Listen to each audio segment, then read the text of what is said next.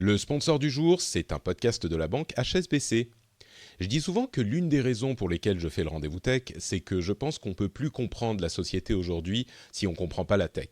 Et s'il y a un autre domaine qui est aussi important, voire même plus important, c'est évidemment l'économie.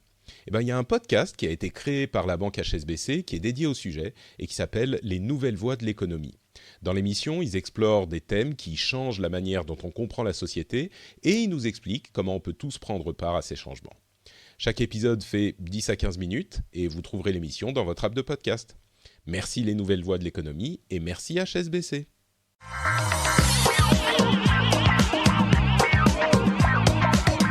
Bonjour à tous et bienvenue sur le Rendez-vous Tech. Je suis Patrick Béja et nous sommes en novembre 2019. C'est la fin de l'année qui approche avec l'hiver qui arrive, ce qui veut dire que je suis malade. Voilà, super. Bravo Patrick, mais l'émission doit quand même continuer, évidemment. Et un épisode sympathique où on va vous parler de reconnaissance faciale et de procès aux États-Unis contre les institutions fédérales qui utiliseraient des reconnaissances d'une technologie de surveillance. Bref, on va vous expliquer tout ça, les tenants et les aboutissants. On a aussi dans les news et rumeurs les véhicules autonomes qui arrivent à Paris bientôt, le Shadow qui améliore son offre. On a Twitter qui améliore son produit et a encore changé sa politique sur les publicités politiques, justement, et plein d'autres petites choses. Et pour m'accompagner dans cette aventure numérique, j'ai un Cédric Ingrand qui n'a pas son bon micro habituel. Comment ça va, Cédric ? Ouais, je suis extrêmement frustré. Moi, j'ai deux fétiches dans la vie, que sont les bagages et les micros. J'ai beaucoup trop de micros chez moi, partout. Enfin, j'en utilise évidemment au bureau. Enfin bref, bon, on a tous nos petites manies, nos fétiches. Et donc, quand j'arrive pas à faire marcher le micro que j'avais décidé d'utiliser pour le podcast de Patrick, je suis de très mauvaise humeur. Et quand je vois l'actu qui se profile devant nous, ça va pas s'arranger, disons-le. Mais sinon, ça va. J'ai un vieux fond de rhume, mais ça, c'est le cas de tout le monde ici à Paris, parce qu'on n'a pas la froidure qui règne dans ton Grand Nord, ça je l'ai appris, c'est ce que j'ai appris en épousant une Canadienne, c'est que au moins le grand froid d'ordinaire ça tue les microbes. Oui. Et toi t'es allé à Los Angeles, donc forcément c'est peut-être non. Avec le pire. Mon problème, c'est que même dans le Grand Nord, quand tu as des enfants qui vont à la crèche, là, même si le nombre, tu vois, tout de suite, ils te ramènent tous les trucs. Donc, je pense que c'est plutôt ça. Ils deviennent un concentrateur à germes, mobile en plus. Et tout à fait, ouais, c'est merveilleux. Alors d'abord, ils les partagent entre eux. Non, c'est une grande civilisation du partage de microbes, les enfants. Et comme ils sont tellement mignons, on leur fait des bisous et ils ont de la bon, bref, partout sur le visage. Et donc, voilà. Et c'est ce qui se passe. Au-delà de un enfant, il devrait y avoir un panneau biohazard sur ta maison. Pour toutes sortes de raisons. Mais toi, t'en as qu'un pour l'instant, donc tu peux pas savoir. Ouais, écoute, j'apprends.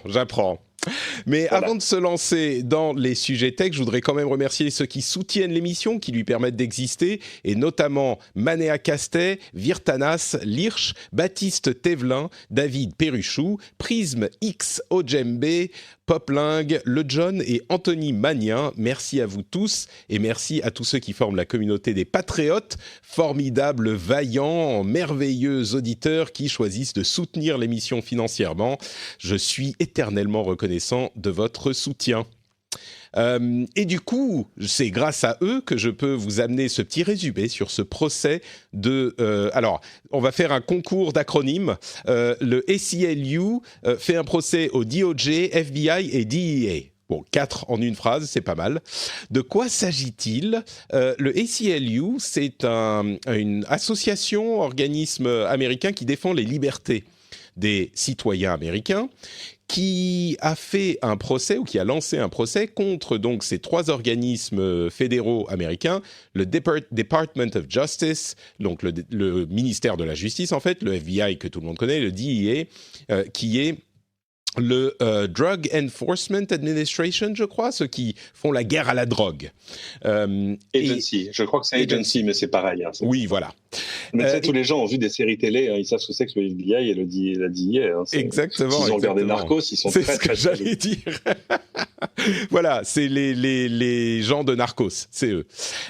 Et donc, ce que dit le ACLU, c'est American Civil Liberties Union ou un truc comme ça. Absolument. Bon, je pense qu'on n'est pas loin. Voilà, merci. Tu vois, ça aussi je connais parce que je lis beaucoup d'articles sur les États-Unis.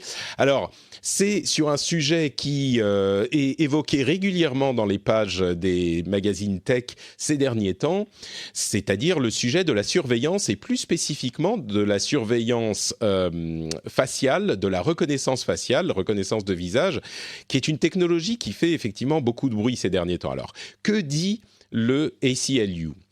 C'est un procès qui est relativement vaste et qui n'est pas très très précis, j'ai l'impression. Alors j'ai lu les rapports sur le procès et pas les documents légaux eux-mêmes, mais je pense qu'on aurait eu des précisions s'il y en avait. En gros, ce qu'ils disent, c'est que ces agences fédérales ont implémenté secrètement un système de surveillance nationale qui met en péril les libertés des citoyens américains. Et ils disent que ces systèmes, parce qu'il y en a plusieurs, sont d'une ampleur sans précédent, et que ça menace les valeurs constitutionnelles du pays et du gouvernement. Là où c'est un petit peu moins précis, c'est que, bon, d'une part, ils parlent de sujets dont on sait qu'ils sont utilisés, comme la reconnaissance faciale. Ils évoquent aussi des choses qui sont moins connues, qui sont, par exemple, la reconnaissance vocale, qui est bien sûr très connue dans le cadre de l'utilisation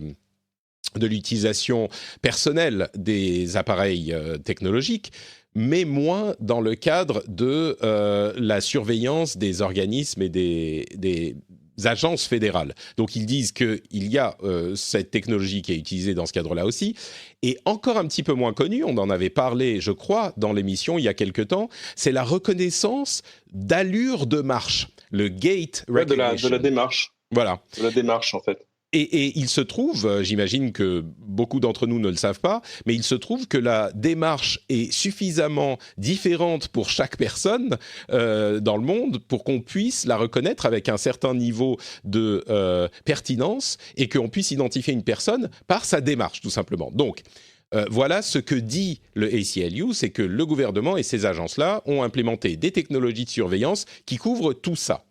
Alors, ce qu'on sait, et d'ailleurs ils ont demandé au gouvernement des rapports et des détails sur ces différentes technologies et la manière dont elles sont implémentées.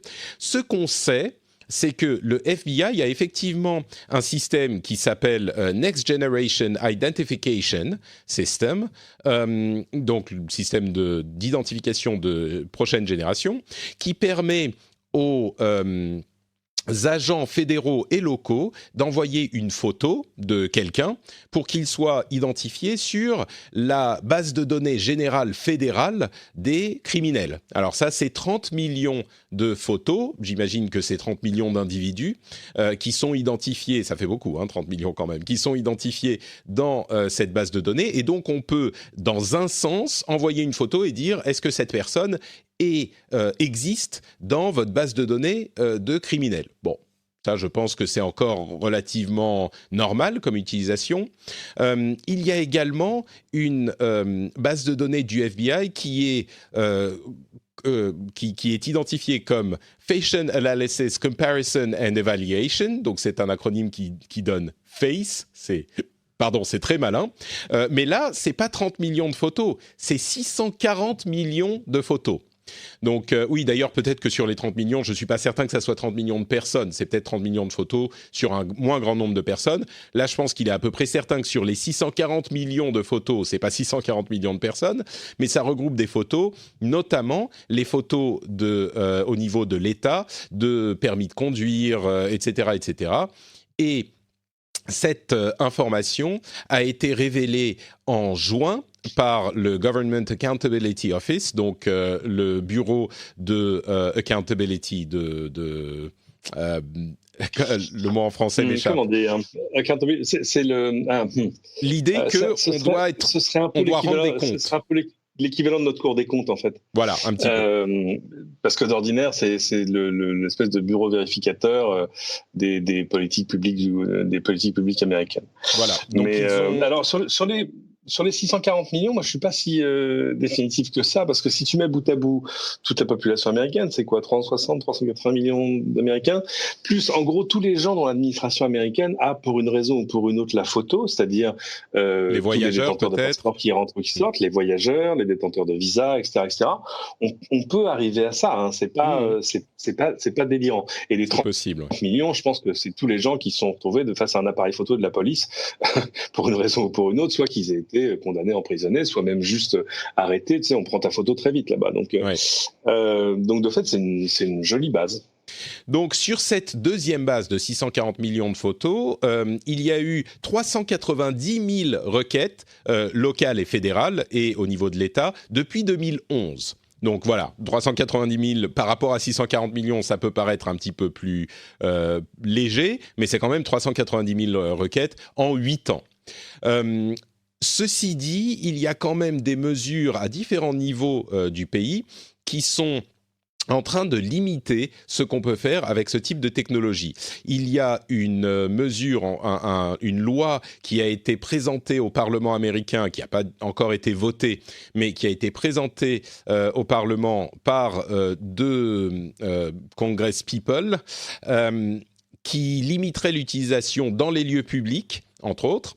Et il y a également des villes américaines, notamment San Francisco et d'autres, qui ont suivi la chose, qui ont décidé de limiter l'utilisation, voire même de l'interdire pour les 3 prochaines années, parce que l'une des grandes peurs que provoque cette technologie, c'est qu'elle est considérée comme fiable, alors qu'en réalité, elle ne l'est pas. Et différents systèmes donnent d'ailleurs des seuils de fiabilité qui sont relativement sévères, mais les utilisateurs ne sont pas obligés d'utiliser ces seuils. Il y a d'ailleurs un test intéressant qui a été fait, qui a soumis des photos de membres du Congrès américain, justement, à une base de données de 25 000 photos de personnes arrêtées par la police en utilisant le système Amazon Recognition, et 28 de ces membres du Congrès ont été, entre guillemets, reconnus dans cette base de données de criminels, reconnus de manière erronée évidemment.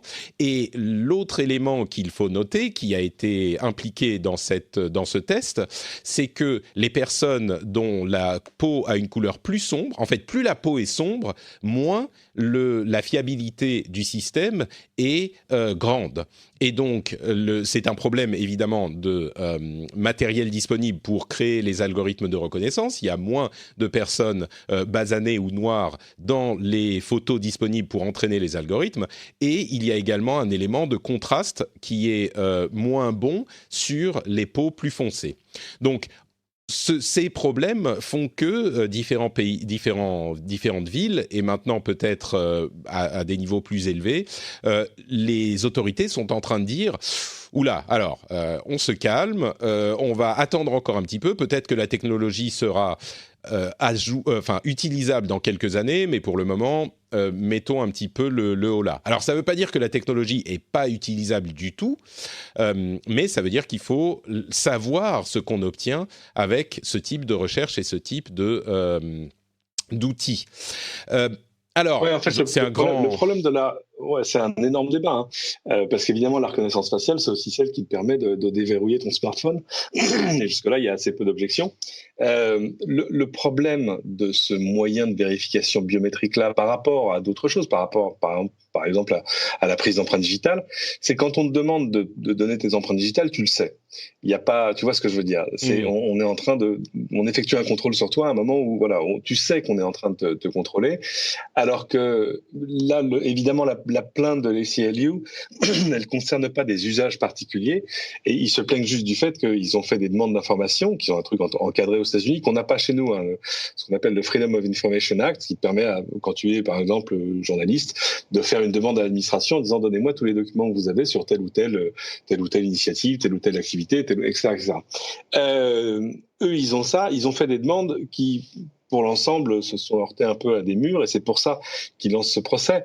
Mais évidemment, la plainte, elle est assez creuse en termes d'usage. Ils expliquent toutes les choses que le FBI a à sa disposition, sans détailler les usages qu'ils voudraient ou pourraient en faire. Il y en a qui sont probablement difficilement opposables. C'est-à-dire, par exemple, dire on a une photo de vidéosurveillance de quelqu'un à un endroit où a été commis un crime, on voudrait pouvoir passer ça dans le vérifier par rapport à la base de données de photos de personnes arrêtées ou condamnées qu'on a déjà. Ça, jusque-là, il n'y a pas grosse discussion. Évidemment, la peur, c'est que, étant donné que tu ne peux pas savoir quand cette chose est utilisée, et que tout à coup tu as des machines extrêmement puissantes pour utiliser ce genre de choses, tu pourrais être tenté de le faire à très grande échelle. Tu peux dire, j'ai branché des systèmes de vidéosurveillance de lieux publics majeurs sur une base qui va me faire des alertes en temps réel en disant, tiens, c'est peut-être lui, tiens, etc., etc. Avec évidemment aussi, tu l'as dit, les problèmes de précision qui se cachent derrière. Pour moi, ces technologies-là, elles fonctionnent quand tu les utilises sur de toutes petites bases. Exemple, moi, pour rentrer au bureau le matin, dans mon badge, il y a une petite puce RFID dans laquelle il y a ma photo. Et d'ailleurs, d'autres moyens biométriques, comme mes empreintes, ça me permet d'accéder à certains trucs ici. Par exemple, pour accéder au plateau, à TF1, il faut que tu donnes ton empreinte à un moment. Tu nous dis que c'est pour accéder au plateau, mais on se doute bien qu'en réalité, il y a une sorte de caverne secrète de TF1 où seules sont acceptées les personnes les plus hautement accréditées, où vous développez des projets totalement secrets, n'est-ce pas ? Mais bien sûr, oui, la fameuse pièce secrète où avec tous les autres médias on se met tous d'accord sur toutes les choses qui ne font pas parler. C'est au deuxième sous-sol ici, hein, tout ça, on est très ouvert là-dessus. Non, je plaisante bien évidemment. Mais ce que je veux dire, c'est que la façon dont fonctionne le système, c'est que mes empreintes, elles sont à l'intérieur de mon badge, dans la puce. Elles sont pas ailleurs. Si je perds, quand je perds mon badge, parce que ça m'arrive une fois de temps en temps, eh ben il faut que j'aille reprendre mes empreintes pour qu'elles soient stockées à l'intérieur. C'est-à-dire que là, tout à coup, on est face à un système sécurisé, mais qui est aussi sécurisant pour moi parce que je sais que ces données-là sortiront pas, en l'occurrence, de mon badge. Et puis, les données sont, j'imagine, bien chiffrées sur le badge, donc même si quelqu'un le trouve, il pourra pas en faire grand-chose. Et c'est la même chose sur les appareils que tu évoquais tout à l'heure, pour la reconnaissance faciale, la reconnaissance des empreintes digitales. Oui, empreintes numériques, ça ferait... Non, surtout pas. Oui, on se comprend. Mais... Sur les téléphones ou les appareils technologiques de ce type-là, là aussi, c'est chiffré sur l'appareil, donc ça à moins qu'il y ait une faille de sécurité, mais a priori non. Tu en restes physiquement maître. C'est ça. Après, il y a des choses qui peuvent être faites pour te simplifier la vie. Je voyais ça sur le dernier assistant vocal de Google, le Nest Hub Max, qui a un écran et une caméra. Et qui fait une chose qui est intéressante, parce qu'il y a un grand écran, on imagine qu'on va le mettre dans une pièce commune de la maison. Vu que le but est d'arriver à te donner des informations et des conseils personnalisés, ils ont bien compris que ça pouvait concerner plusieurs personnes dans la maison. Toi, la personne avec qui tu vis, pourquoi pas un de tes enfants majeurs, mineurs, etc. Du coup, ils font de la reconnaissance faciale. Tu passes devant, tu n'as même pas besoin de le demander, tu passes devant et là on te dit « Bonjour Cédric, votre prochain rendez-vous, il est à 9h20 et d'ailleurs, vu l'état du périphérique, il serait temps d'y aller. » Ça, c'est très bien. Non, mais moi, j'ai pas de souci avec ça. Oui, sinon que pour l'activer, il va prendre ta photo au travers de ton smartphone pour être sûr qu'il sur le même mode que Face ID, c'est-à-dire que tu vas tourner ta tête dans tous les sens pour être sûr qu'on puisse pas juste activer le système avec juste une photo de toi devant l'objectif de la caméra. Là aussi, bon, j'ai pas de souci avec ce problème-là. Oui, et puis comme tu dis, on en garde le contrôle. Donc c'est la chose intéressante. Et même pour les usages qu'on a évoqués par le gouvernement, comme tu le dis, c'est des choses qui sont difficilement critiquables. Enfin, on peut les critiquer, mais d'une manière générale, je pense qu'ils sont acceptés.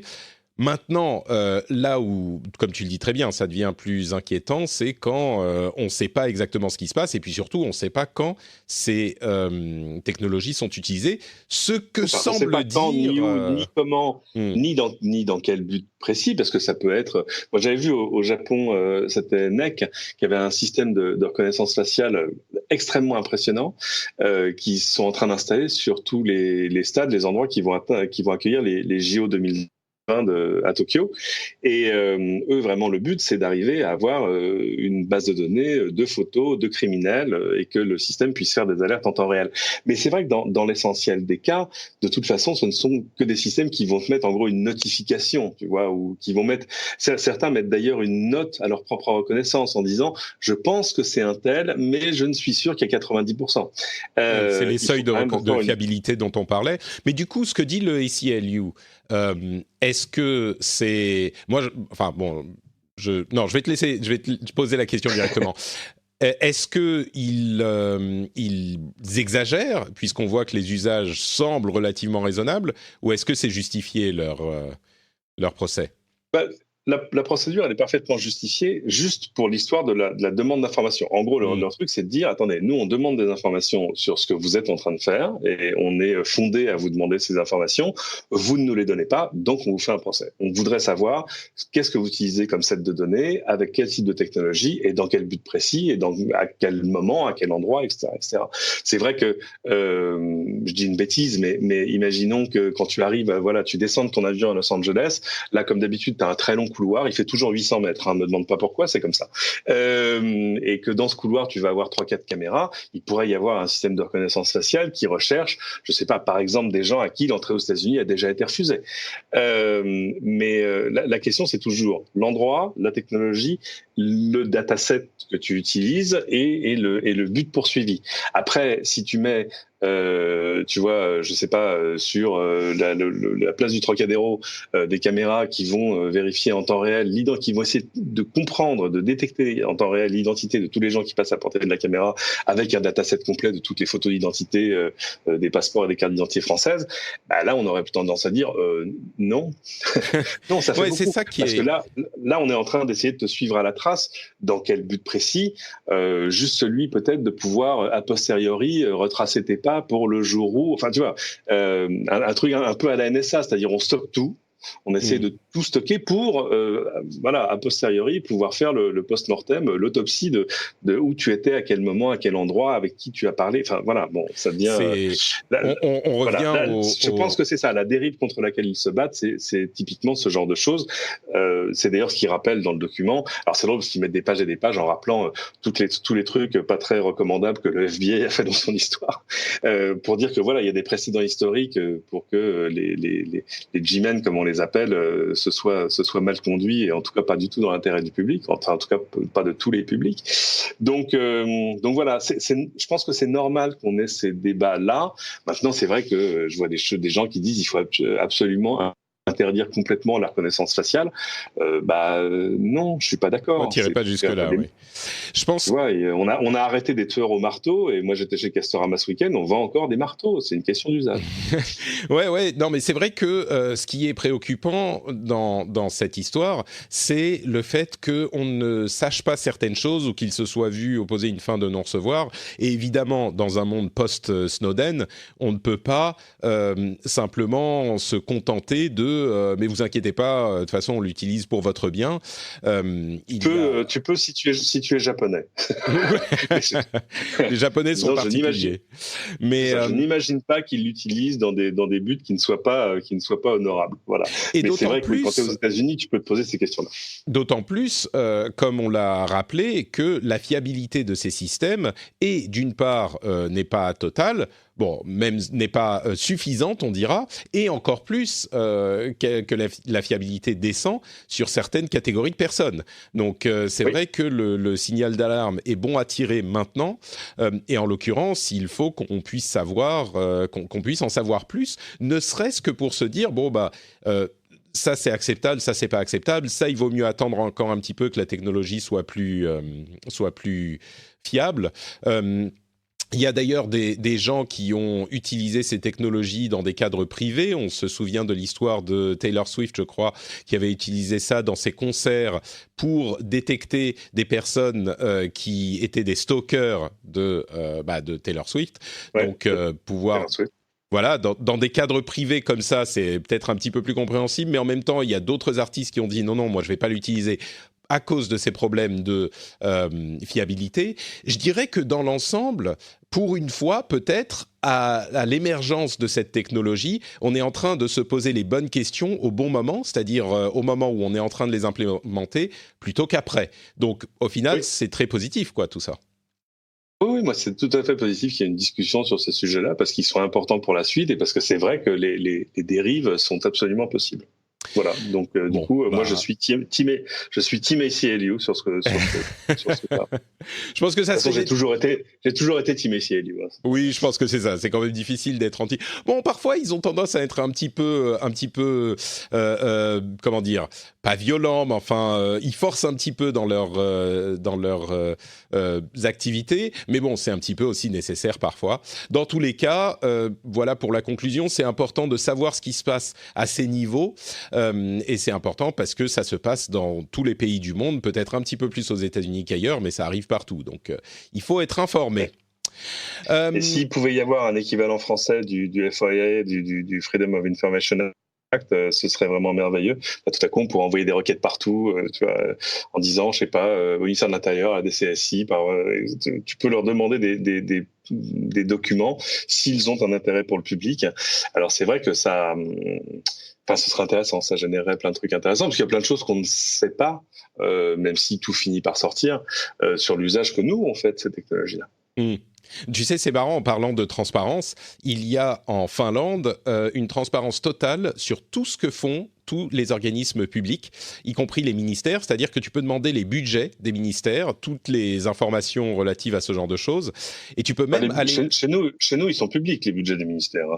On a une loi de finances là-dessus, hein. On n'est pas dans le noir. Alors, tu veux dire que tu peux demander les notes de frais, quoi. C'est ça, exactement. C'est que ça va beaucoup plus loin. Tu peux savoir qui a dépensé quoi, pourquoi. Donc, voilà, tu peux ouvrir le livre de compta, là, quand même, forcément. Exactement. Et ça va encore plus loin parce que tu peux aller chercher les avis d'imposition de n'importe quel citoyen finlandais. Donc, tu sais que c'était le cas chez nous. Hein, depuis, tu pouvais aller lire les déclarations d'impôts de n'importe qui. Alors après, ça a été restreint. Ah, mais je savais pas. Oui, bien sûr.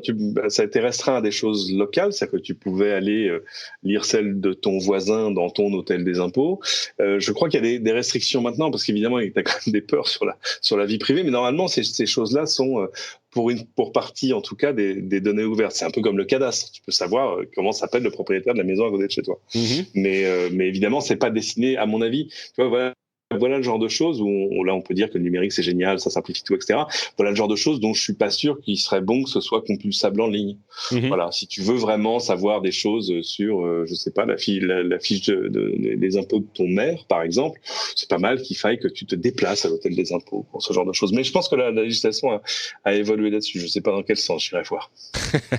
Bon, en tout cas en Finlande, c'est le grand événement il y a quelques jours, et donc on a, comme d'ailleurs en France, je crois, la publication des personnes qui payent le plus d'impôts. Et puis ensuite, tous les employés vont aller consulter les trucs. Je crois que c'est consultable en ligne en Finlande. Mais bon, il faudra confirmation. Mais bon, en même temps, la Finlande, c'est tellement plus petit...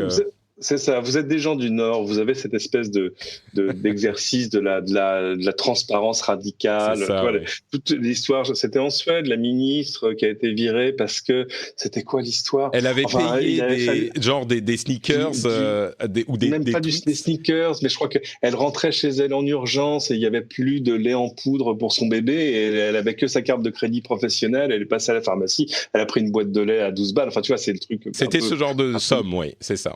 Dans l'ensemble non-événement, eh ben non, elle a été virée quand même, ou alors parce que il y en a une autre, mais qui avait utilisé son téléphone mobile professionnel pour passer un appel personnel. Tu vois le degré de granularité.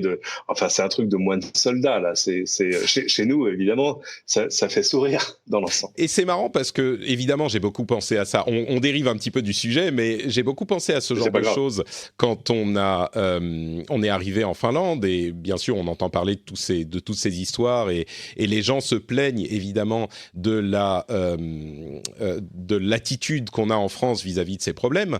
Et ce qui m'a marqué, c'est que bien sûr, il y a des gens qui aiment pas payer leurs impôts en France, en Finlande et dans les pays nordiques. Mais ce que je remarque, et c'est mon impression, c'est que en fait, on a un petit peu les politiques qu'on mérite. C'est-à-dire que évidemment, si eux, ils vont tricher à des niveaux qui nous semblent excessifs, dans la population, on est quand même tous, et je vais m'inclure dans le lot parce que je vais pas que pointer les doigts, mais on est tous en train de chercher à comment on peut faire sauter la contravention, comment on peut ne pas déclarer tel ou tel truc pour payer moins d'impôts, comment on peut, tu vois, c'est des magouilles un petit peu partout. Donc c'est bien de pointer du doigt les hommes politiques et les femmes politiques qui se fourvoient dans ce genre d'attitude, mais je crois que au fond du fond, c'est peut-être plus un résultat de ce qu'on fait tous que vraiment, tu vois, c'est une culture génale dans le pays. Et oui, ça me paraît un petit peu hypocrite de... Oui, il ne faut pas que les Finlandais descendent au sud du Rhône, hein. C'est au sud de la Loire presque, hein. C'est-à-dire qu'ils seraient quand même étonnés. Après, on passe les frontières et ça devient la combination. Tu vois ce que je veux dire. Oui, oui. Et on a dit qu'on parlait pas de la Corse. On a dit qu'on parlait pas de la Corse. Écoute, moi j'ai rien dit. Je suis totalement neutre. Moi, je n'ai que des amis là-bas, j'aimerais que ça continue. Voilà. Eh bien, écoute, en parlant d'amis, on va continuer dans l'émission en faisant une toute petite pause pour vous parler des amis du Patreon. Patreon, c'est bien sûr le système qui permet de financer l'émission pour les auditeurs qui l'apprécient. Si vous écoutez depuis un moment, si vous aimez ce qu'on fait, eh ben, vous pouvez aller sur patreon.com/rdvtech et en quelques minutes à peine mettre de l'argent plutôt que si vous avez de la magouille. Si vous êtes en train de vous dire « Ah, là, je vais réussir à faire sauter cette contravention ou à payer un petit peu moins d'impôts en ne déclarant pas tel ou tel truc. Bon, il faudrait pas. Mais si c'est déjà fait, vous avez un petit peu d'argent en bonus, eh bien, vous pourriez financer le rendez-vous tech, par exemple. Moi, je dis ça, c'est une suggestion. Le 13e mois. Votre 13e mois arrive, le moment est rêvé. Peut-être aussi avez-vous un peu d'argent à blanchir. Je veux dire, c'est arrivé à tout le monde. C'est pas voilà. Oui. Voilà. Oui, bon. Donc, moi, je prends l'argent de tous les citoyens du monde qui sont prêts à me le donner. Donc, patreon.com/ Bon, on parlait de narcos tout à l'heure, on parle de blanchiment d'argent maintenant. Je risque de recevoir un coup de fil de mes autorités locales, moi. Mais bon, il n'empêche, quand vous êtes inscrit à ce système, et ben vous avez plein de bonus sympathiques, comme par exemple les épisodes entièrement sans pub et même sans cette petite partie. On vous parle du Patreon, on vous explique ce que c'est à chaque épisode, puisque vous savez ce que c'est, vous êtes patriote. Et en plus, vous avez des contenus bonus comme les petits éditos que je fais régulièrement, des accès à des contenus privés, même au premier niveau, à $1 par épisode, vous avez accès à ces choses-là, et puis il y a d'autres niveaux ensuite. Donc, si vous appréciez l'émission, je vous recommande très sincèrement d'aller jeter un coup d'œil sur patreon.com/rdvtech. C'est rapide, facile, et puis c'est la chose qui fait que l'émission peut exister telle qu'elle est. Donc je vous remercie infiniment de penser peut-être à devenir patriote, merveilleux patriote du Rendez-vous Tech. Bon, on va continuer avec les news et les rumeurs. La première news, c'est que la RATP, vous savez ce que ça veut dire, RATP, on est encore dans les acronymes. Cédric, toi, tu sais, RATP, bien sûr. Ah bah oui, Régie autonome des transports parisiens, ça date pas d'hier. Voilà, et dans Régie autonome des transports parisiens, les jours de grève, on dit RATP, ça veut dire rentre avec tes pieds. Rentre avec tes pieds, exactement. On connaît bien les Parisiens, tout à fait. Mais dans Régie autonome des transports parisiens, il y a autonome. Et dans autonome, on comprend aussi voiture, véhicule autonome, pas mal, hein, comme. Je ne pense pas qu'ils avaient pensé à cet autonome-là quand ils ont créé la RATP, mais je te laisse continuer. Eh bien, il se trouve que dès 2020, la RATP va faire des tests de véhicules autonomes dans Paris. Alors évidemment, c'est pas eux qui développent la technologie, hein, c'est des technologies qui nécessitent une expertise vraiment très spécifique. Ils font un partenariat avec une société qui a été rachetée par Intel en 2017, qui s'appelle Mobileye et qui va fournir les technologies de conduite autonome aux véhicules de la RATP. Alors on parle de premiers tests. Il y a déjà eu quelques petits tests qui étaient pas sur des lignes commerciales, mais là, ça serait des tests sur des lignes, par exemple, d'accès à des hôpitaux, ce genre de choses, qui seront implémentées en 2020. Donc c'est encore un exemple du fait que on va dire, les tests de voitures autonomes et de véhicules autonomes commencent à arriver. Et là, on parle de Paris. Donc, souvent, on en parle avec des villes des villes américaines qui sont beaucoup plus simples à naviguer pour des ordinateurs. On parle de Phoenix en Arizona, etc. Là, c'est Paris. Donc, je suis très curieux de voir comment ça va marcher et à quel point ça va marcher. Ça sera des trajets courts, j'imagine quand même, mais ça pourrait être un développement très intéressant pour la RATP. Ouais, surtout que forcément, c'est quand même à Paris qu'on a le boss level de la conduite autonome, c'est-à-dire la place de l'Étoile. C'est ça. Bon, je pense pas qu'ils vont l'envoyer sur la place de l'Étoile tout de suite non plus. Hein. C'est ridicule. On sait qu'une fois, le jour où une voiture autonome arrivera à arriver par l'avenue Foch et à descendre l'avenue des Champs-Élysées, enfin arriver jusqu'aux Champs-Élysées, là on aura fait un grand pas. C'est pas tant sur la reconnaissance de son environnement, la puissance de calcul et tout, c'est que voilà le type même de choses où il faut que ton moteur logiciel de conduite ait non seulement de la connaissance, etc., mais de la personnalité. C'est-à-dire qu'en gros, si tu ne t'imposes pas, tu n'avanceras jamais. Ouais. On est très loin des choses sur lesquelles ils testent, tu vois, quand ils lancent des flottes à Phoenix dans l'Arizona où il y a juste des feux rouges et des lignes droites, des lignes droites et des carrefours avec 4 stops. Où déjà là il faut se dire, alors est-ce que c'est mon tour, pas mon tour? Ok, c'est super, c'est un début, mais c'est-à-dire qu'en gros t'es au niveau nourrisson de là où il faudrait être, c'est-à-dire d'un conducteur qui a appris à conduire à Paris, à Marseille, à Naples, au Caire, quoi.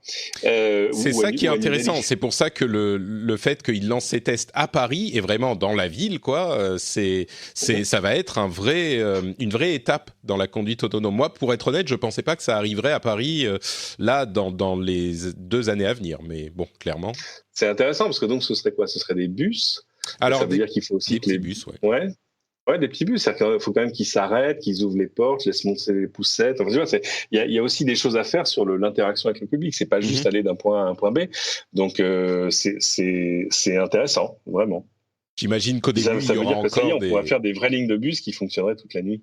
Oui, qui seraient pas juste les noctiliens, mais...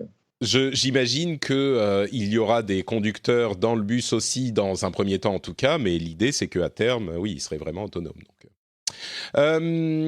On n'en avait pas parlé la semaine dernière, mais la start-up française Blade, qui édite le service Shadow, dont on vous parle depuis quelque temps, a annoncé un changement de politique assez radical, ou pas vraiment de politique, mais un changement de leur grille tarifaire assez radical, avec des nouvelles offres. Alors pour ceux qui s'en souviennent pas, Shadow, c'est le service de PC à distance, de streaming. Il vous offre non pas une série de jeux, comme d'autres services vont le faire bientôt, mais un PC, un vrai PC sous Windows, sur lequel vous pouvez installer ce que vous voulez, mettre ce que vous voulez, et vous avez donc l'image qui vous est envoyée, la vidéo qui vous est envoyée, et vous, avec la souris, le clavier ou la manette, vous pouvez envoyer les commandes au PC et c'est renvoyé vers vous en temps réel. Ça marche vraiment très bien. Moi, les tests que j'ai faits, j'en parlais, je crois, déjà la dernière fois. Les tests que j'ai faits à mon dernier passage à Paris étaient complètement bluffants. Alors, quand on a une fibre de bonne qualité, évidemment, mais il n'empêche, moi, j'avais beaucoup de mal à différencier la machine locale et la machine distante. Donc, c'est vraiment convaincant comme technologie. Le gros problème qu'ils avaient jusqu'à maintenant, c'était le tarif qui était élevé. On était à, on va dire, quelque chose comme 40-45 € pour un petit peu moins si on prenait des abonnements plus longs, mais pour accéder au service. Là, ils ont réduit le tarif à, on va dire, 15 € ou moins si on prend plus longtemps, 15 € par mois pour avoir accès à notre PC en version basique. Pour ceux qui veulent une version plus puissante, avec notamment du ray tracing, on sera à, je crois, 25 ou 30 €, quelque chose comme ça. Et ça sera disponible en février. Donc, ça continue à avancer pour le streaming, la technologie streaming en général. À noter que Stadia, donc le service de jeux vidéo en streaming de Google, a annoncé son line-up de lancement avec on va dire, qui est particulièrement famélique. Je dis depuis... Pas beaucoup de jeux, hein, ce qui est un peu dommage pour ce genre de choses. Hein. Bah, disons que pour moi, ça confirme une fois de plus ce que je dis depuis longtemps, c'est que c'est une bêta qu'ils lancent maintenant et le service ne sera vraiment opérationnel que dans quelques mois et quand leur offre, entre guillemets, d'accès gratuit sera disponible courant 2020. Et puis encore, puisqu'on parle de Google, je continue sur le fil avant qu'on discute de tout ça. Google a abandonné ou plutôt a open sourcé le projet Cardboard. Vous vous souvenez, c'était ce système de réalité virtuelle avec un petit casque en carton dans lequel on glissait le téléphone. Et après avoir abandonné leur système Daydream VR, ils abandonnent en quelque sorte le système Cardboard. Donc Google sort de la course de la réalité virtuelle. C'est un petit peu de la consolidation, mais donc est-ce que, je sais pas si tu as des remarques sur tout ça, y compris sur Shadow. On va commencer par la fin sur Cardboard. C'est chouette qu'ils le mettent en open source, mais ça signe quand même un truc, c'est qu'il n'y a pas de marché pour ça, quoi. Enfin, si, il y a un marché, mais il est beaucoup plus restreint que ce qu'on aurait pu croire au début. C'est-à-dire au début, tu vois, on nous le vendait. Moi, je me souviens encore de la conf Samsung il y a 3 ans à Barcelone. Tout à coup, Mark Zuckerberg arrive pour dire, voilà, regardez toutes les choses qu'on va pouvoir faire en VR avec ce casque dans lequel vous allez coller votre smartphone. Ça, c'est mort. Il reste, alors, évidemment, il y a encore des casques et ça se vend. Je pense à ce qu'il y a sur PlayStation, qui est vachement bien. Mais on est quand même sur un marché potentiel qui est beaucoup plus petit, et depuis le début on disait ok, mais pour que ça marche, bon, il faut que les prix baissent, ça c'est fait, mais il faut aussi qu'il y ait vraiment des killer apps, c'est-à-dire qu'il y ait des choses dont tu puisses te dire non, ça clairement je peux pas m'en passer, voilà. Et ça, moi ce que je pense, c'est que la manière dont, enfin ce que ça veut dire vraiment, c'est que ces expériences de réalité virtuelle au rabais entre guillemets, c'est-à-dire qui n'ont pas de simulation de vos mains, qui sont limitées dans leur déplacement, et ben ces expériences là n'apporte pas assez en termes de réalité virtuelle pour être intéressante. C'est normal, on essaye des choses et on est en train d'apprendre ça.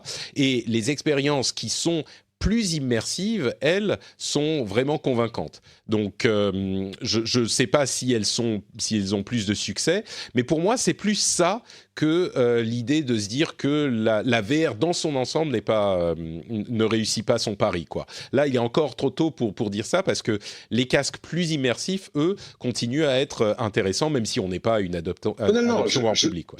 C'est ça. Je dis pas que ça fonctionne pas, ça fonctionne même de mieux en mieux, et c'est de plus en plus convaincant, mais sur un public potentiel de plus en plus restreint. Et donc c'est un vrai problème. Non, parce que tu as raison, c'est en faisant qu'on apprend, et c'est comme ça qu'on avance, et c'est comme ça que tout s'est fait jusque-là. Donc c'est pas très grave, sauf pour les sociétés qui avaient de gros espoirs. Mais donc Google, si tu veux, ça va pas changer leur vie. Bon, ça fait partie des trucs, tu fais des choses et puis ça marche, ça accroche pas. Mais c'est vrai que ce qu'on nous vend entre guillemets depuis 5 ans, 10 ans, même plus, en disant vous allez voir ce que vous allez voir, on attend toujours de voir. Et finalement, pendant ce temps-là, se développent des applications de réalité augmentée qui, elles, sont plus en phase avec des usages réels existants. Tu vois, le truc sur Ikea te permet de prévisualiser où sera le canapé dans ta pièce. Là, ça, c'est des trucs tout à coup on comprend.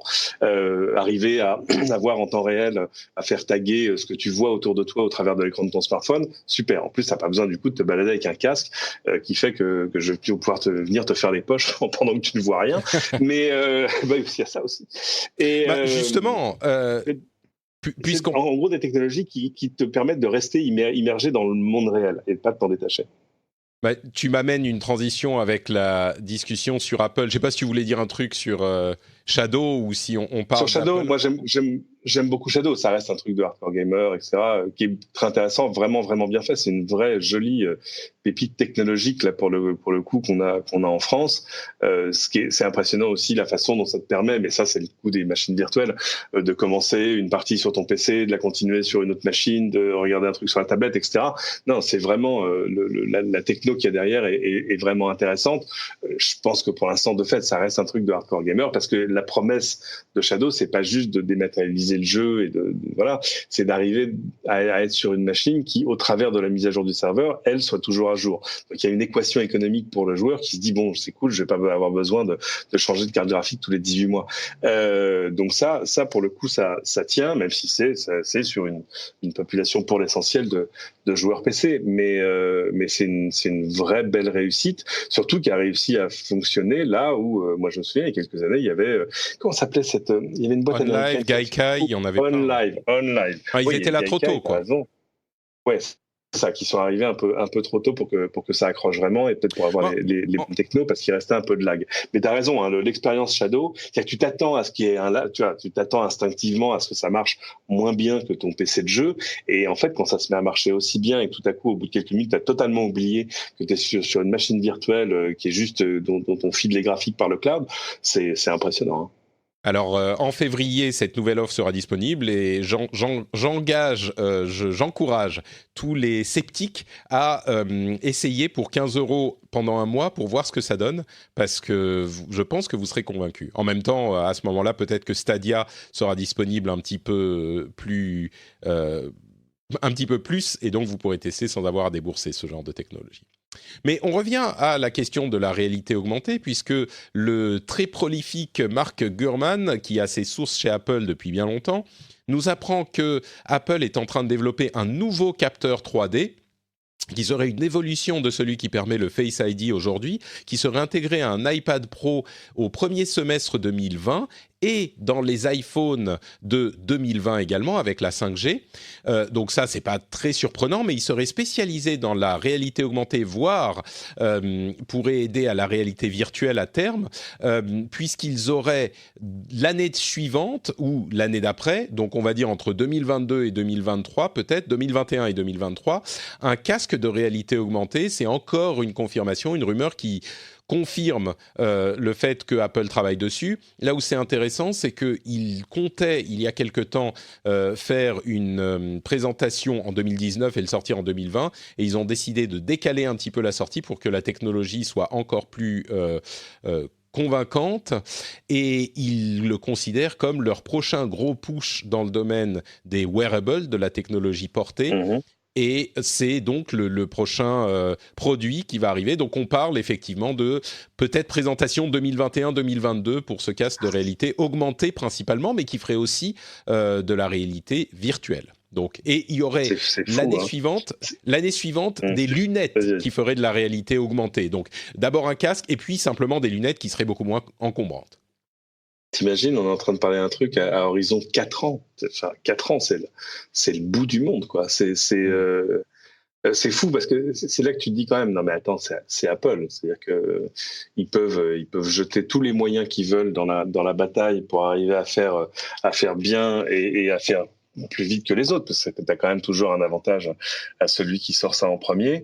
Et là, on est en train de dire, c'est pour dans 4 ans. Et ils y travaillent depuis un certain temps déjà. Donc, soit c'est extrêmement compliqué, soit ils ont toujours ce petit défaut à avoir du mal à courir plusieurs livres en même temps, mais a priori non, ça ne va pas être le cas. Donc c'est vrai que voilà, quand Apple te dit, enfin te dit pas, mais ou laisse dire qu'il va falloir 4 ans pour sortir un nouveau matériel, ça fait rêver quand même.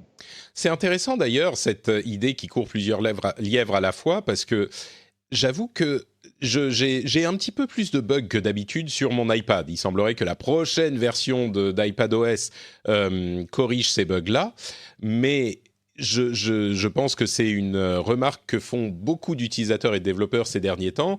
Les produits, les OS d'Apple sont un petit peu plus buggés qu'ils ne l'étaient il y a quelques années. Et je me rends compte que Apple fait vraiment tellement de choses en même temps. Alors, il y a plein de géants de la tech qui font plein de choses. Mais enfin, dans le nombre de domaines différents qu'ils sont en train de couvrir, j'ai pas fait une étude scientifique sur le sujet, mais j'ai l'impression qu'entre les médias, les matériels, les tablettes, les ordinateurs, portables, pas portables, les téléphones, les montres, les casques sur lesquels ils travaillent, les voitures, et je parle même pas de logiciels et de services et d'infrastructures cloud, ils font tellement de choses. À vrai dire, c'est même impressionnant qu'ils réussissent à tenir debout encore, mais j'ai l'impression que c'est arrivé petit à petit, graduellement, et c'est un édifice tellement énorme, Apple, aujourd'hui, dans les domaines qu'il couvre, que c'est pas surprenant qu'il y ait des choses qui se passent un petit peu moins bien et qui nécessitent plus d'attention. J'espère qu'ils pourront donner plus d'attention à ces choses-là, mais c'est une remarque que je me suis faite et que je pense qui est pas totalement fausse, quoi. Non, c'est très vrai, mais c'est vrai qu'en même temps, dans cette règle 3, il y a quand même un paramètre qui est celui de leurs moyens. et ils ont des moyens, pour ainsi dire, infinis. C'est-à-dire que, tu vois, je pense pas qu'il leur arrive souvent de dire on va remettre ça dans 2 ans parce que tu comprends, en termes de compta, là, on va être un peu ric-rac à la fin de l'année. Non, ça n'existe pas. C'est-à-dire, c'est comme chez Amazon. Amazon, cette année, il y a un trimestre où ils ont fait vraiment des bénéfices. C'était étonnant. Et parce que le réflexe chez Amazon, c'est plutôt de tout réinvestir dans plus de nouveaux services, embaucher comme des furieux, etc. Ils sont, je sais plus combien maintenant, ils sont 500, 600 000. Enfin, c'est un truc, c'est de la folie furieuse.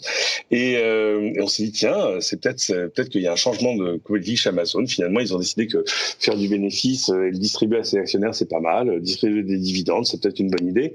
Et ben, ça n'a pas duré. Hein. Le trimestre suivant, je pense que le lendemain de la publication des comptes, Jeff Bezos a convoqué tout le monde en disant, c'est bon, hein, hop là, allez, tous vos projets, c'est bon, on fait. Allez, on finance tout. Et le trimestre suivant, ça y est, ils ont affiché des bénéfices en baisse, même si leur business forcément est florissant. Mais Apple a plus quand même cette tendance à faire à choisir ce sur quoi il travaille, quoi. Oui, et puis à s'inquiéter de ce qui reste en bénéfice à la fin du quarter et à la fin de l'année, parce qu'ils ont quand même, il y a beaucoup d'attentes de leurs investisseurs sur le dividende et le cours de l'action. Donc, mais c'est aussi pour ça qu'il y a des fois où ils sont un peu dépassés. Et je comprends qu'ils fassent des choix.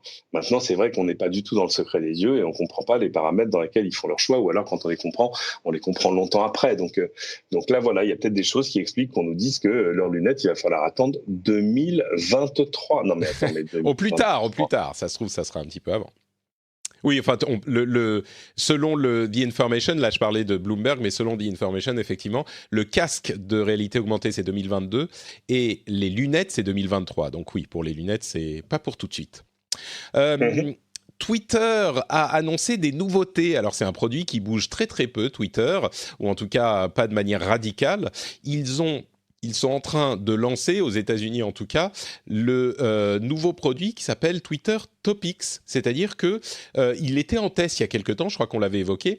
On a la possibilité sur Twitter de suivre non plus que des personnes, mais également des sujets. Il y en a plus de 300 de sujets qui ont été sélectionnés et qui vous permettent d'avoir dans votre timeline des informations qui sont pas forcément spécifiquement d'une personne que vous suivez ou d'une personne avec laquelle une personne que vous suivez a interagi, ce qui est déjà le cas aujourd'hui. Assez large. Voilà. Et donc, là, on peut choisir parmi 300 sujets. Alors, il y a beaucoup de sport, de jeux vidéo. Il n'y a pas de politique. Et d'ailleurs, puisqu'on parle de politique, ils ont clarifié leur décision d'interdire les publicités politiques. C'est intéressant parce qu'il y avait des critiques qui avaient été faites vis-à-vis de cette décision, notamment sur le fait que certaines causes pourraient être réduites en visibilité. Eh ben, ils ont dit que leur interdiction ou leur ban s'appliquerait spécifiquement aux personnes et aux organisations spécifiquement politiques, mais les causes seraient incluses. Et ils donnent un exemple qui est on peut mettre des pubs sur le réchauffement climatique, donc faire de la pub pour éveiller les consciences sur le réchauffement climatique, mais Anastasia Ocasio-Cortez, AOC, moi je la connais que par son acronyme, ne pourra pas faire de la pub pour son Green New Deal, qui est une initiative politique qu'elle essaye de mettre en place dans le Congrès américain pour justement réduire les émissions, etc. Donc, ça semble être ils prennent en compte les préoccupations, ça me semble être plutôt une bonne chose. Je continue dans les réseaux sociaux et puis on va en parler. Instagram est en train de tester aux US le fait de ne pas afficher les likes et le nombre de likes et le nombre de commentaires. Ils avaient déjà testé ça ailleurs, donc c'est toujours dans cette idée de réduire la dépendance à ce petit shot d'endorphine que nous provoque le fait de voir qu'on a eu 10 likes d'un coup sur une photo. Et je voulais mentionner aussi le fait que je me suis inscrit sur PixelFed. Alors, qu'est-ce que c'est que PixelFed ? Si vous connaissez Mastodon, vous connaissez peut-être PixelFed. Et si vous connaissez ni l'un ni l'autre, vous n'êtes pas un fan d'open source. PixelFed, en fait, c'est une version open source et fédérée d'Instagram. Et c'est intéressant parce que comme pour Mastodon, sur lequel je suis inscrit depuis longtemps, mais que j'utilise pas vraiment, on se rend compte que, et je vais peut-être me faire des ennemis là dans la communauté open source, mais ils réussissent très bien à faire des produits très poussés qui copient les fonctionnalités des services existants. Donc là, en gros, c'est un Instagram qui n'appartient pas à Facebook, ce qui a une immense valeur et ce qui est très bénéfique et très positif en soi.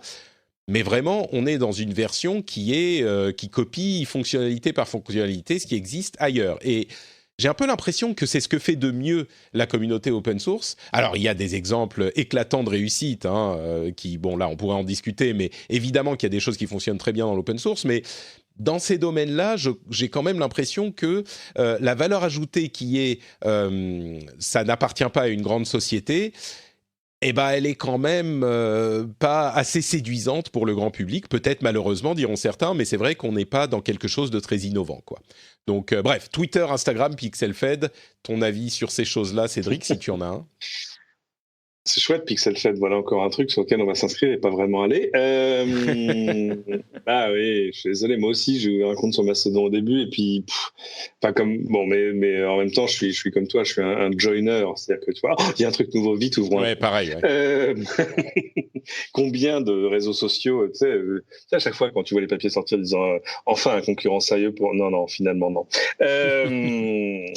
Mais sur Twitter, j'ai vu autre chose ce matin. Ils sont en train d'essayer de clarifier une sorte de politique ouverte et déterminée sur les deepfakes parce qu'ils ont quand même peur d'être utilisés aussi, ouais, pour ce genre de choses. Mais en même temps, c'est pas parce que tu fais une vraie fausse vidéo que tes intentions sont maléfiques. Du coup, ils expliquent qu'en gros, ils vont faire en sorte de pouvoir les détecter ou permettre aux gens de les taguer en disant attends, ça c'est une fausse vidéo. Ne serait-ce que pour arriver à les taguer en temps réel quand tu la vois, que le système te dise cette vidéo n'est pas la vraie réalité vraie. Et en plus, permettre de... Alors attends, c'était quoi ? Oui, de t'avertir quand tu la partages. Quand tu la retweets, par exemple, en disant attention, tu es en train de partager une vidéo où tu vois, Donald Trump est en train de réciter une fable de La Fontaine. Tout ça n'est pas réaliste. Et... je trouve ça, voilà, si on était arrivé... Ça me semble être une bonne solution, solution, hein. C'est une solution mesurée, oui, parce que c'est vrai une vidéo artificielle, on va dire, n'est pas forcément faite avec l'intention de tromper. Ça peut être un truc que tu fais pour que ça soit marrant, pour illustrer quelque chose. Ça peut être totalement parodique, il y a plein de choses. Donc voilà, mais ils ont ouvert les commentaires à leur communauté jusqu'à la fin du mois pour leur dire voilà en gros ce qu'on entrevoit, mais si vous avez d'autres idées, surtout n'hésitez pas à vous exprimer. C'est vrai qu'ils ont une attitude un peu plus saine, hein, c'est pas compliqué que Facebook.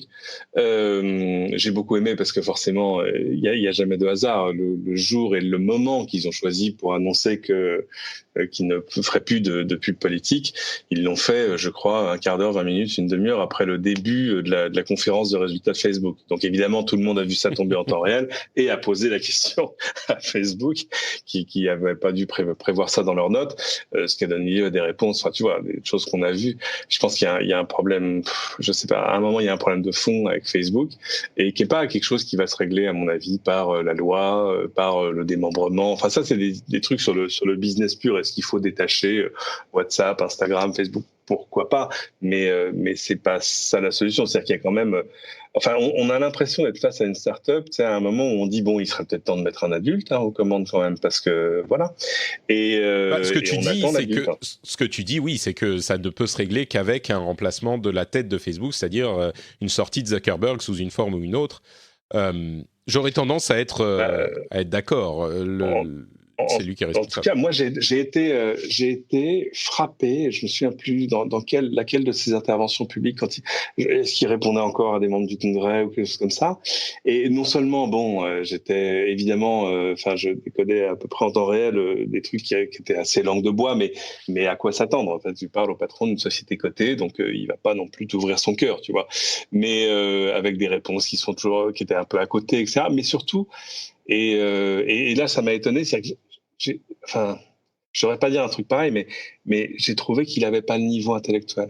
Je me suis dit, mais il se rend compte de ce qu'il est en train de dire. Enfin, c'est pas possible. Il peut pas rester en pilote automatique sur des réponses comme ça. Et on voit bien les gens face à lui qui secouent la tête en disant non, tu peux pas. Et j'ai dit, mais peut-être que finalement, il a plus de niveau. En tout cas, pour représenter l'entreprise. C'est une hypothèse. Disons peut-être qu'il avait un petit coup de mousse ce jour-là, ou qu'il n'avait pas préparé, etc. Parce que quand même, dans l'ensemble, c'est pas, tu vois ce que je veux dire. Il a quand même, à mon avis, un gros QI, mais il y a des trucs où il a, je sais pas, où il y a des situations sociales qu'il a du mal à décoder, enfin, etc. Mais à un moment, il y a beaucoup de gens qui disent qu'effectivement, il a une. Alors, clairement, c'est pas un idiot. Hein, je veux dire, il est évident. Non, c'est ça. Mais il y a beaucoup de gens qui disent qu'il est tout sauf bête. Qu'il a un quotient émotionnel, enfin une compréhension des dynamiques sociales qui est pas suffisante, surtout pour quelqu'un qui dirige le plus gros réseau social du monde. Et c'est chose dont on plaisante souvent avec l'idée que c'est un androïde, il est très froid, il est machin. Oui. Alors, c'est sûr comme un humain boire un verre d'eau, et c'est ça. Non, mais bien sûr, là, on se moque gentiment. Mais alors, il peut aussi arriver une chose. Hein, là, on passe en revue des hypothèses qui sont peut-être fantaisistes, mais comme beaucoup de gens à cette échelle-là de responsabilité, il y a aussi une question d'entourage. C'est-à-dire que si tu es à ce niveau d'abord de puissance de travail et de responsabilité, si tu es entouré par des gens qui font oui chef, bien sûr, non, c'est génial ce qu'on a fait, voilà, qui te disent pas la vérité, bah forcément, tu te retrouves en décalage complet quand tu te retrouves propulsé dans le monde réel. Je suis sûr qu'il y a un petit peu des deux. Il y a une question de culture dans la société qu'il est très difficile de changer. C'est ce qui a causé les problèmes de Uber pendant des années et des années. Et on voit aujourd'hui que doucement l'image est en train de changer grâce à Dara, le nouveau CEO de Uber. Mais c'est passé par un changement de tête de la société parce que la culture d'entreprise, je crois, a besoin de ces symboles de changement si on veut changer la culture de l'entreprise, et ne peut effectivement être changé qu'avec une nouvelle tête. Alors je ne suis pas en train de dire que c'est la solution pour Facebook, mais il me semble, je suis en train de plus en plus de me ranger du côté que tu décris, c'est-à-dire que si on veut effectivement que Facebook change, je me demande s'il y a une autre alternative que l'idée de changer la tête de Facebook, quoi. Bon. Voilà. Or, évidemment, Zuckerberg détient un pouvoir quasi absolu sur son entreprise. Donc, pour que ça marche, il faudrait, je ne sais pas. Il faudrait que lui-même décide. Il faudrait que ça vienne de lui, mais ça en prendre le chemin. Mais là encore, on n'est pas dans le secret des dieux. Non, bien sûr, c'est pas grave, la spéculation. Ça nous permet de papoter agréablement. Mais disons qu'il me paraît pas impossible, si les choses continuent comme ça, qu'ils se disent au bout d'un moment, je vais prendre un rôle qui sera une partie de ce que je fais jusqu'ici, de la même manière que l'a fait Bill Gates en se mettant en retrait un tout petit peu de Microsoft, alors qu'il était encore parmi, disons qu'il y avait deux têtes. Mais enfin bon, effectivement, Zuckerberg n'a pas l'air d'être le type de personne à faire ça, mais il est encore jeune et fougueux. Et puis surtout, malgré tout ce qu'on dit à ces niveaux, comme on le voyait la semaine dernière, la croissance est encore au rendez-vous pour Facebook et les bénéfices aussi. Oui, c'est ça. Donc je pense que... C'est-à-dire qu'en fait, c'est la mauvaise réputation de Facebook croît à peu près au même rythme que son cours de bourse. Donc forcément, c'est-à-dire que normalement, quand l'action, quand les comptes vont mal, quand les trucs, etc., ça te donne plus vite l'occasion de te remettre en question. Là, forcément, tous les voyants sont au vert. Ils auraient tort, en tout cas pour des raisons de business pur.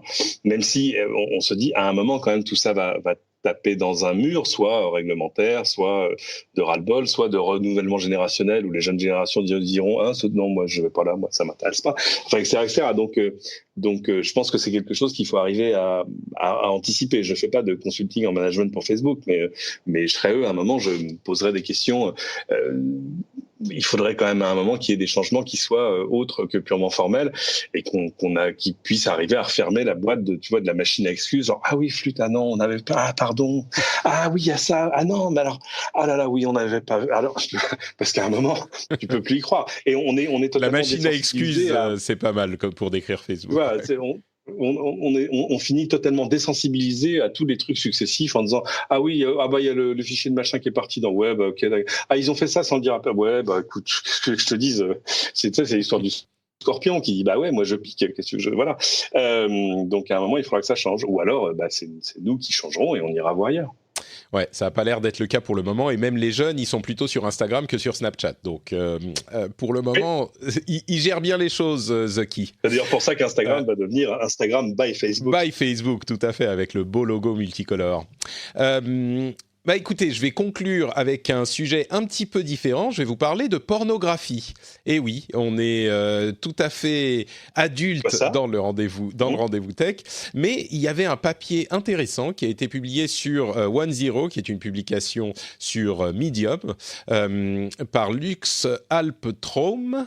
Voilà, j'espère que j'écorche pas son nom, qui est peut-être un pseudo d'ailleurs. Attends, je vais vérifier l'article parce que je suis pas tout à fait sûr. Oui, je pense que c'est le pseudo de la dame, ou alors peut-être son nom. Bref, un papier vraiment intéressant qui a été publié un petit peu au même temps qu'un papier sur le New York Times.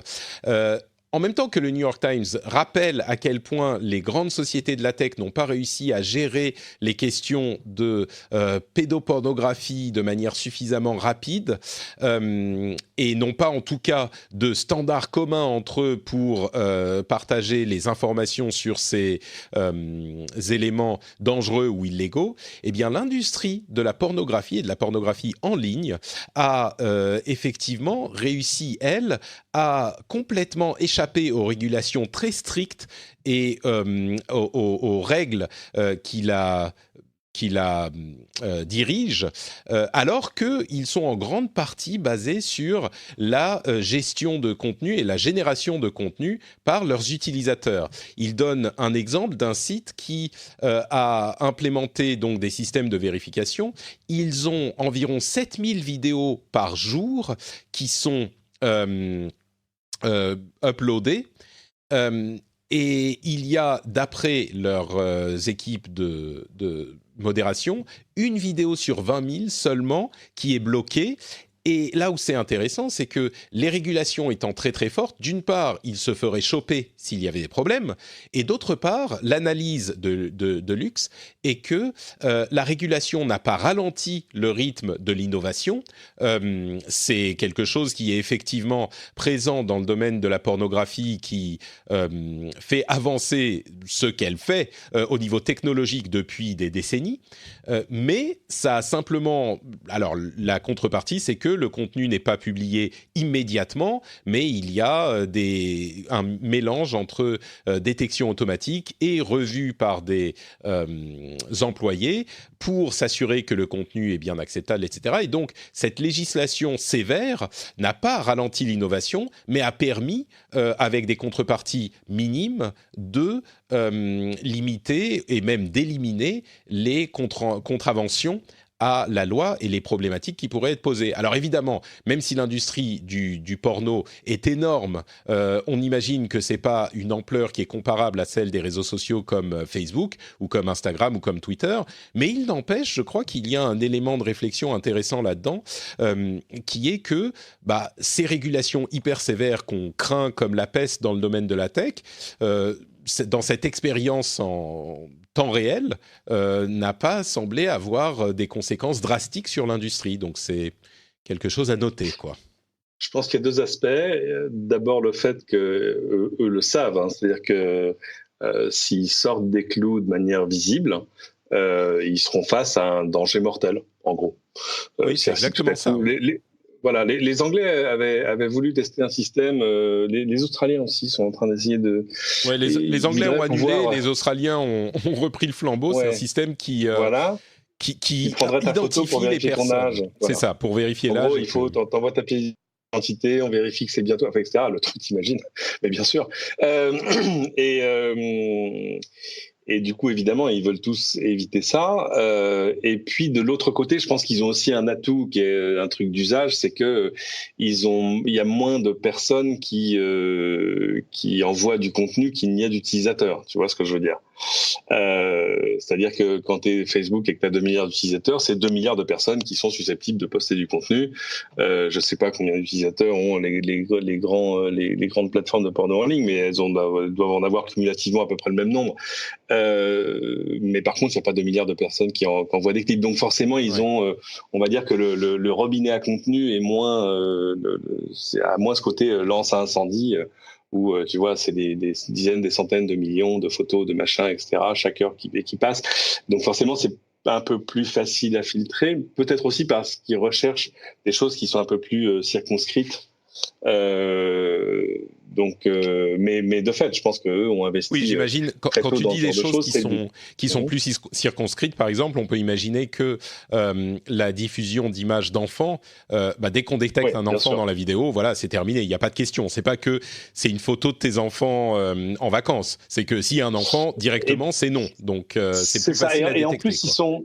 Et en plus, il faut être juste avec Facebook et les autres. C'est-à-dire que si tu es une de ces plateformes de vidéo X, les zones grises sont à la fois moins nombreuses et sujettes à moins de conséquences. C'est-à-dire que il va pas y avoir une grande campagne pour t'accuser de censure parce que tu as choisi de retirer telle ou telle vidéo. Enfin, c'est-à-dire que tu touches pas immédiatement au cœur du centre de la liberté d'expression de tout un chacun. Donc, même si tu as des effets de bord et où ton algorithme va mettre de côté des vidéos qui finalement auraient dû passer, bon, c'est pas très grave dans l'ensemble. Tu vois ce que je veux dire? Les conséquences, personne va t'accuser de jouer à Big Brother, etc. Donc forcément, ils évoluent dans un contexte qui est finalement un petit peu plus facile à négocier, à la fois socialement, technologiquement, en termes de business, etc. Mais oui, je pense que c'est ce que je disais au début, c'est qu'eux ont compris très très vite qu'ils étaient face à un vrai danger mortel, là, pour le coup. Tout à fait, ouais. Disons que sans aller jusque-là, peut-être qu'il pourrait y avoir une leçon à tirer de tout ça, qui serait de se dire que si on montait un petit peu le robinet du danger sans l'amener au niveau mortel, ça pourrait être intéressant de voir les conséquences sur certains de ces réseaux sociaux, au lieu de se dire ce qu'ils nous disent eux, et qui est compréhensible aussi, hein, ça serait un coup d'arrêt à l'innovation et donc un danger industriel fort. Peut-être qu'on est arrivé à un niveau où il faudrait commencer à tenter de voir ce que ça donnerait, quoi. Mais en même temps, c'est un robinet qu'il est difficile de refermer quand on l'a ouvert, donc je comprends les hésitations, quoi. Mais bon, je pensais que c'était un sujet qui était intéressant à ajouter à nos réflexions sur ces sujets. Écoute, Cédric, on arrive au bout de l'épisode. Merci beaucoup de m'avoir accompagné. Déjà ? Mais oui, c'est toujours un plaisir. Cette heure est passée tellement vite, et si certains de nos auditeurs pensent la même chose et qu'ils en veulent plus, ils veulent plus de Monsieur Ingrand, où est-ce qu'ils peuvent se diriger ? Venez déjeuner à la maison. Enfin, je veux dire, pardon. Sur Twitter, @Cédric, sur LCI, sur LCI.fr et particulièrement sur LCI dans la matinale week-end du samedi, 7h47 si vous êtes vraiment matinal et 9h45 si vous attendez l'heure des croissants. Voilà. Moi, je suis plutôt team croissant, on va dire. Pour ma part, c'est Note Vous êtes Patrick. nombreux, hein. Oui, je crois que je suis pas le seul. Je suis Note Patrick sur Twitter, Facebook et Instagram. Vous pouvez retrouver cette émission sur frenchspin.fr. N'hésitez pas à venir commenter si vous avez des choses à dire sur tous les sujets qu'on a évoqués. Et bien sûr, si vous appréciez l'émission, vous pouvez aller sur Patreon, patreon.com/rdvtech. Si vous vous dites depuis quelques semaines, quelques mois, ah ouais, faudrait que je le fasse, faudrait que je m'inscrive sur Patreon, et c'est le moment. Vous avez le lien dans les notes de l'émission. Vous pouvez le faire tout de suite maintenant, pendant que l'émission est en train de se terminer. Ça prend 2 minutes, montre en main. Vraiment, c'est hyper rapide, hyper facile. Et non seulement vous pourrez être fier de soutenir l'émission et la qualité qu'on vous propose, j'espère en tout cas, mais en plus, vous aurez droit à des bonus sympathiques. Allez voir ça sur patreon.com/rdvtech. Je vous remercie tous de nous avoir écoutés et on se donne rendez-vous dans une semaine pour un nouvel épisode. Ciao à tous!